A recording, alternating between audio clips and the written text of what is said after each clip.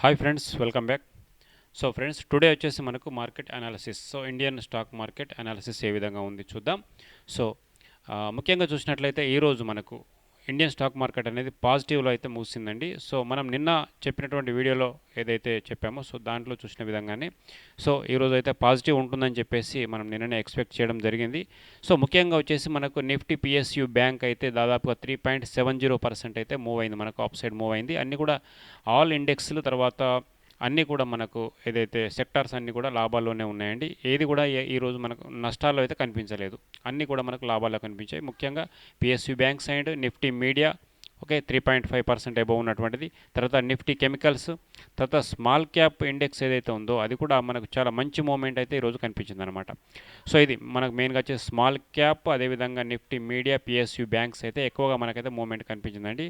ఇక నెక్స్ట్ మనకు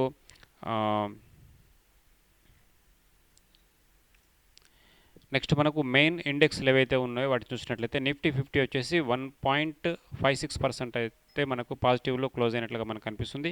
అయితే ఇది మనకు మార్నింగ్ 2.5% పైగా అయితే మనకైతే మూమెంట్ కనిపించింది. మంచి మూమెంట్ అయితే కనిపించింది. బట్ మరి ఈవినింగ్ వరకు అయితే మనకు మార్కెట్ క్లోజ్ అయ్యే వరకు అయితే మనకు 1.56 వద్ద అయితే క్లోజ్ అయిందనమాట. అండ్ తర్వాత మిడ్ క్యాప్, అదేవిధంగా తర్వాత సెన్సెక్స్ కూడా మంచి మూమెంట్ అయితే మనకి ఈరోజు కనిపించిందని చెప్పవచ్చు. ఓన్లీ మనకు స్మాల్ క్యాప్ అయితే మంచి పాజిటివ్ మూమెంట్లో మనకు క్లోజ్ అయిందని మనం చెప్పవచ్చు అనమాట. అండ్ నెక్స్ట్ ఈరోజు మరి ఇండియన్ స్టాక్ మార్కెట్ పెరగడానికి ముఖ్యమైనటువంటి కారణాలు ఏంటి ఒకసారి విశ్లేషించుకుందాం. దాన్ని చూసినట్లయితే మనకు మెయిన్గా వచ్చేసి మనకు ఓకే సో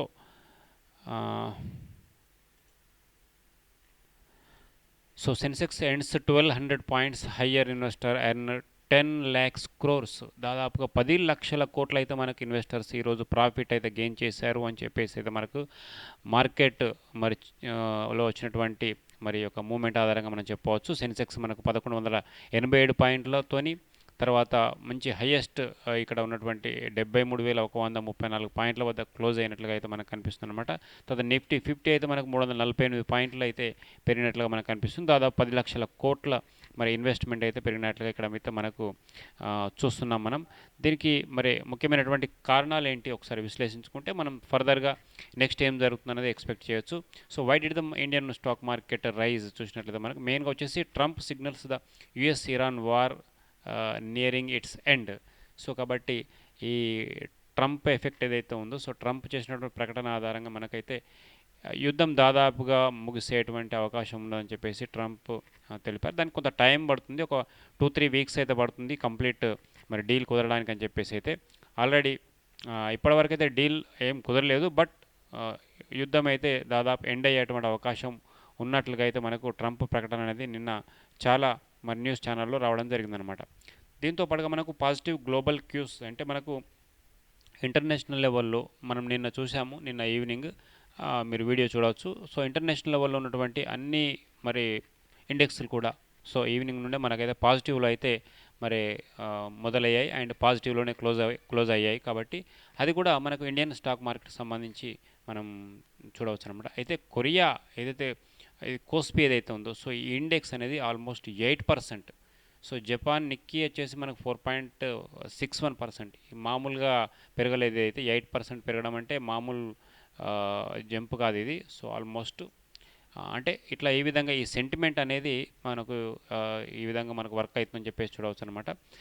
అండ్ సో ఇది మనకు వచ్చేసి గ్లోబల్ పాజిటివ్ అయితే మనకు కనిపిస్తుంది. అండ్ ఈ డాలర్ బాండ్ కూడా మనకు డ్రాప్ అవుతుంది. అంటే డాలర్ బాండ్ ఈల్డ్ అయితే డాలర్లో ఏదైతే బాండ్ ద్వారా మనం వాళ్ళు ఎఫ్డీలు చేస్తారో సో దాన్ని ఆ యొక్క ఈల్డ్ దాని యొక్క రాబడి కూడా మనకు 0.50% తగ్గినట్లుగా అయితే మనకు ఇక్కడ చెప్తున్నారు. సో దానివల్ల కూడా మనకు కొంత ఇండియన్ స్టాక్ మార్కెట్ మూవ్మెంట్ అనేది ఉండవచ్చు. ఇక నాలుగవది అసలు విషయం ఏంటంటే ఇప్పుడున్నటువంటి మార్కెట్ వాల్యూస్ అనేటివి కూడా సో ఒక ఏదైతే ఇరాన్ వార్ తప్పించి మిగతా అన్ని కూడా చాలా అట్రాక్టివ్లో ఉన్నాయి. ఇప్పుడున్నటువంటి మార్కెట్ వాల్యూస్ ఏదైతే ఆల్ కంపెనీకి సంబంధించినటువంటి వాల్యూ అనేది సో ప్రైస్ వాల్యూ అనేది అట్రాక్టివ్గా ఉన్నది. కాబట్టి సో చాలామంది కొనడానికి మేబీ ట్రై చేయవచ్చు అని చెప్పేసి దీని యొక్క ఉద్దేశం అన్నమాట. అండ్ దాదాపుగా ఎందుకంటే నిఫ్టీ క్రాష్డ్ 11.3% ఇన్ మార్చ్, ఒక మార్చ్ మంత్లోనే మనకు 11.3%. అంటే దాదాపుగా 1 year ఎర్నింగ్ అనేది క్రాష్ అయినట్లుగా, అప్రాక్సిమేట్లీ ఎర్నింగ్ క్రాష్ అయినట్లు ఇక్కడైతే మనకు కనిపిస్తుంది. ఒక నిఫ్టీ కామన్గా అయితే మనకు 10 to 12% అనేది ఇయర్లీ యావరేజ్ గ్రోత్ ఉంటుంది. సో అట్లాంటి గ్రోత్ ఒక 1 మంత్లో మనకు క్రాష్ అయింది కాబట్టి ఒక అట్రాక్టివ్ కంపెనీ యొక్క షేర్స్ అనేది అట్రాక్టివ్ మరి పొజిషన్, అట్రాక్టివ్ ప్రైస్లో ఉన్నాయని చెప్పి చెప్పుకోవచ్చు అనమాట.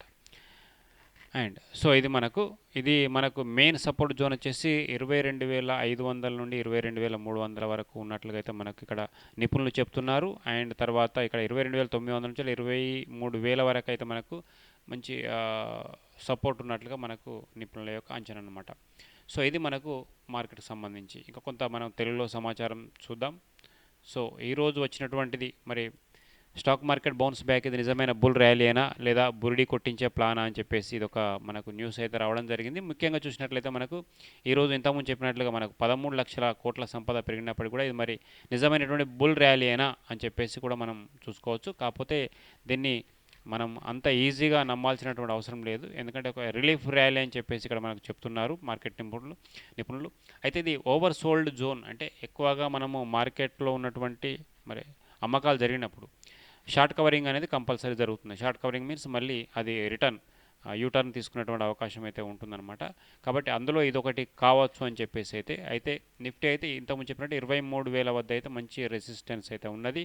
అది మాత్రం క్రాస్ అయితే మరి మనకు సో పాజిటివ్లోకి వెళ్తుందన్నమాట. అండ్ మెయిన్గా క్రూడ్ ఆయిల్ ఇంతకుముందు చెప్పుకున్నట్లుగా క్రూడ్ ఆయిల్ అనేది కూడా కొంత మన ఇండియన్ మార్కెట్ పైన చాలా ప్రభావం చూపిస్తుంది. ఇది $100 పైన ఉన్నంతకాలం మనకైతే ఇన్ఫ్లేషన్ తప్పదు. సో చమురు ధరలు అనేది పెరిగిన కొద్దీ మనకు ద్రవ్యోల్బణం మనం పెరుగుతుంది కాబట్టి ఇది మెయిన్గా వచ్చేసి కార్పొరేట్ సెక్టార్ని అయితే ఎప్పుడైతే ఈ క్రూడ్ ఆయిల్ పెరుగుతుందో కార్పొరేట్లో ఉన్నటువంటి లాభాలు అనేది తగ్గుతుంది. ఎందుకంటే మెయిన్గా వాళ్ళు వచ్చేటువంటి ఆ ఫ్యాక్టరీస్ అవన్నీ రన్ కావాలంటే క్రూడ్ ఆయిల్ కావాలి కాబట్టి. సో ఇది అండ్ సో కాబట్టి ఇది చూడాలి. సో కాబట్టి ఇన్వెస్టర్లు అయితే కొంత జాగ్రత్తగా ఉండాలి. అండ్ ఎఫ్ఐఐ మాత్రం కంటిన్యూస్గా సెల్లింగ్లోనే ఉన్నారు వాళ్ళు, అది కూడా మనం చూసుకోవాల్సినటువంటి అవసరం అయితే ఉన్నదన్నమాట. ఓకే, సో ఇది. అండ్ నెక్స్ట్ ఒకసారి మనము వరల్డ్ మార్కెట్ చూద్దాం. ప్రజెంట్ మనకు కొంత మరి వరల్డ్ మార్కెట్ ప్రజెంట్ రన్నింగ్లో ఉన్నటువంటి వరల్డ్ మార్కెట్ చూద్దాం. సో ఫ్రెండ్స్, ఇక్కడ మనం చూసినట్లయితే మనకు యూఎస్ సంబంధించినటువంటి సో మార్కెట్ కనుక చూసినట్లయితే మనకు ప్రజెంట్ మనకు ఇది లైవ్లో ఉందండి. సో డౌ జోన్స్, నాస్డాక్, తర్వాత S&P, సో ఇవన్నీ కూడా మనం చూసినట్లయితే అన్నీ కూడా మనకు పాజిటివ్లో అయితే కనిపిస్తున్నాయి. సో అన్నీ కూడా మరి యూఎస్ మార్కెట్లో అయితే పాజిటివ్లోకి మరి నిన్న పాజిటివ్లోనే ఉన్నాయి, ఈరోజు కూడా మనకు పాజిటివ్లోనే మనకైతే కనిపిస్తున్నాయి అనమాట. సో మనం ఇక్కడ చూడవచ్చు ప్రజెంట్ అయితే పాజిటివ్లో ఓపెన్ అయ్యాయి అండ్ పాజిటివ్లోనే రన్ అవుతున్నాయి అనమాట. సో ఇంకా మరికొన్ని మనకు ఇండెక్సెస్ అయితే ఇక్కడ చూద్దాం. సో ఇది మనకు మరి యూరోప్లో ఉన్నటువంటి స్వీడన్కి సంబంధించినటువంటిది, ఇది కూడా ప్రస్తుతం అయితే పాజిటివ్లో అయితే రన్ అవుతుందండి. సో యూఎస్ అండ్ స్వీడన్ కూడా మనకు పాజిటివ్లోనే ఉన్నది.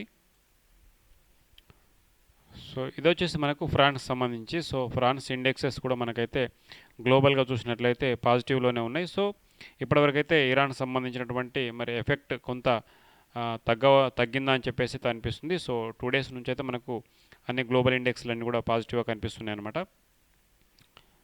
సో ఇది వచ్చేసి మనకు ఇటలీకి సంబంధించింది. సో ఇది కూడా ప్రజెంట్ మనకు రన్నింగ్లోనే ఉందండి. సో ఇది కూడా మనకు పాజిటివ్లోనే మూమెంట్ ఉన్నది. సో ఈరోజు క్లోజ్ అయినటువంటి మనకు సో ఏదైతే ఏసియాకి సంబంధించినటువంటి అన్ని మార్కెట్లు కూడా మనకు పాజిటివ్లోనే ఈరోజు క్లోజ్ అయినట్లుగా అయితే మనకు కనిపిస్తున్నాయి.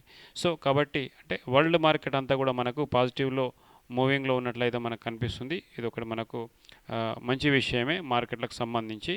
ఇక నెక్స్ట్ సో ఒకసారి గిఫ్ట్ నిఫ్టీ చూద్దామండి. సో గిఫ్ట్ నిఫ్టీ వచ్చేసి మనకు ప్రజెంట్ రన్నింగ్లో ఉంది. సో ఇది కూడా మనకు ఆల్రెడీ స్టార్ట్ అయింది. సో గిఫ్ట్ నిఫ్టీ వచ్చేసి మనకు 46 పాయింట్స్ డౌన్ కనిపిస్తుంది అనమాట. సో 46 పాయింట్స్ అయితే మనకు మైనస్లో కనిపిస్తుంది అండ్ -0.2% వరకు అయితే మనకు 20% వరకు అయితే మనం చూడవచ్చు అనమాట. అంటే 22,800 వరకు అయితే మనకి ఇక్కడ కనిపిస్తుంది. సో 23,000 వరకు అయితే మనకు మంచి రెసిస్టెన్స్ ఉన్నట్లయితే ఇంతకుముందు అయితే మనము మార్కెట్ నిపుణుల యొక్క అంచనా అయితే ఉన్నదనమాట. సో ఇది మనకు అంటే ఈ -1.9 -0.19 కావచ్చు, 20 కావచ్చు, లేదంటే 0.10 కావచ్చు, ఇదంతా కూడా మనం ఫ్లాట్గానే అంటే సాధారణంగా ఫ్లాట్గా ఉన్నట్టుగానే మనము నిర్ధారణ చేసుకోవాల్సి ఉంటుందన్నమాట. సో అంటే మూవింగ్ డౌన్ వైపు కానీ అప్ వైపు కానీ ఉన్నట్లుగా లేదు గిఫ్ట్ నిఫ్టీకి సంబంధించి. సో రేపటి వరకు దీని యొక్క మూమెంట్ ఎట్లా ఉంటుందన్నది మనం అంచనా వేసుకోవాల్సినటువంటి అవసరం ఉంటుంది. సో నెక్స్ట్ వచ్చేసి మనకు ఈ బ్రెంట్కి సంబంధించి క్రూడ్ ఆయిల్కి సంబంధించి చూసినట్లయితే మనకు ఇది $101. సో 101.13 వద్ద అయితే మనకు కనిపిస్తుంది. సో ఇది ఒకటి మనకు అంటే డౌన్ వైపు అయితే మూమెంట్ అయితే ఉన్నదన్నమాట. సో దాదాపుగా మనకు మార్నింగ్ నుండి కూడా ఇప్పటి వరకు చూసినట్లయితే సో ఇదే రేంజ్లో మనకు అంటే 104 105 నుండి డౌన్ వైపు అయితే మనకు వస్తున్నట్టు కనిపిస్తుంది. ప్రజెంట్ అయితే మనకు 101.18 అయితే మనకు ఇంటర్నేషనల్ క్రూడ్ ఆయిల్ అయితే మనకు కనిపిస్తుంది. అండ్ డైలీ రేంజ్ మనం చూస్తే ఇక్కడ మనకు 100 వరకు కూడా వెళ్ళినట్టు కనిపిస్తుంది ఈరోజు 100.45 అండ్ హై వచ్చేసి మనకు 101.81 కనిపిస్తుంది అనమాట. సో ఇది మనకు క్రూడ్ ఆయిల్ అయితే మనకు డౌన్ సైడ్ మూవ్మెంట్ అయితే కనిపిస్తుంది. ఇక నెక్స్ట్ వచ్చేసి మనకు ఎఫ్ఐఐ డిఐఐ డాటా కూడా ఒకసారి చూద్దాం.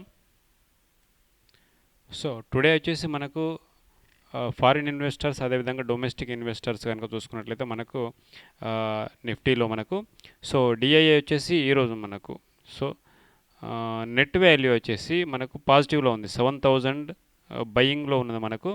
అండ్ ఇక్కడ వచ్చేసి మనకు by value 17,000 and cell value 10,000 approximately 7,000 crores మనకైతే బై వాల్యూ అయితే మనకు కనిపిస్తుంది. అండ్ నెక్స్ట్ వచ్చేసి మనకు ఈ ఎఫ్ఐఐ వచ్చేసి మనకు నెగిటివ్లో ఉందండి. సో వీళ్ళు ఇంకా సెల్లింగ్లోనే ఉన్నారు, మనకు -8,000 అయితే కనిపిస్తుంది అనమాట. సో కాబట్టి అంటే ఎఫ్ఐఐ మనకు ఇంకా రిటర్న్ కనుక వచ్చినట్లయితే సో మంచి బుల్ ర్యాలీ అయితే ఉంటుంది. సో ఇప్పటివరకు అయితే మనకు ఎఫ్ఐఐ కంటిన్యూయస్ సెల్లింగ్లోనే ఉన్నారు. ఇప్పటికైతే దాదాపు 1,00,000 కోట్లకు పైగా దాదాపు 1,15,000 కోట్లకు పైగా మనకైతే ఇప్పటికైతే సెల్లింగ్ అనిపించింది ఈ మధ్యకాలం ఇరాన్ అండ్ ట్రంప్ మధ్యకాలంలోనే. సో ఇది మనకు ఎఫ్ఐఐకి సంబంధించి. నెక్స్ట్ మనకు ఇండియన్ మార్కెట్ పైన మరి మెయిన్ ఎఫెక్ట్ వచ్చేసి డాలర్ అండ్ రూపీ. సో ఇది వచ్చేసి మనకు ప్రజెంట్ 93.44 వద్ద అయితే మనకు ప్రజెంట్ రన్ అవుతున్నది అనమాట. సో ఇది మనకు ఈ డాలర్ ఇండెక్స్ అనేది కూడా మనకు మార్నింగ్ ఇక్కడ మనం చూసినట్లయితే ఇక్కడ 12 AM మనకు కనిపిస్తుంది. సో ఇది కన్సాలిడేట్ అంటే ఇది మనకు న్యూట్రల్గా కనిపిస్తుంది అనమాట. అప్ సైడ్ కానీ డౌన్ సైడ్ కానీ మనకు ఎగ్జాక్ట్లీ మూమెంట్ అయితే లేదు. సో గత 5 రోజుల నుంచి చూస్తే అయితే మనకు కొంత తగ్గిందనమాట. సో 95 పైగా ఉన్నటువంటిది ఇప్పుడు మనకు 93.44 ఉంది. ఇది ఇంకా తగ్గాల్సినటువంటి అవసరం అయితే ఉన్నది. బట్ అది మనకు depend on international market crude oil so and dollar index ఇవన్నీ కూడా ఒకదానికొకటి లింక్ అయి ఉంటాయి అన్నమాట, ఇన్ఫ్లేషన్. సో ఇవన్నీ కూడా మనకు ఇది తగ్గితే కూడా మనకు మరి మార్కెట్లో మంచి మూమెంట్ అయితే భారీ ర్యాలీ అయితే చూడవచ్చు అనమాట. సో మొత్తం అయితే ఇది మనకు వరల్డ్ మార్కెట్ అయితే మూమెంట్ పాజిటివ్లో ఉన్నది. అండ్ సో డాలర్ కూడా మనకు న్యూట్రల్గా ఉన్నది. తర్వాత గిఫ్ట్ నిఫ్టీ కూడా న్యూట్రల్గా ఉన్నది. బట్ ఎఫ్ఐఐ మాత్రం కొంత సెల్లింగ్లో ఉన్నారు. సో ఇది మనకు ఈరోజు వచ్చేసి ఇంపార్టెంట్ అప్డేట్. అండ్ నెక్స్ట్ మరొక వీడియోలో మళ్ళీ కలుసుకుందాం. Until then thank you for watching.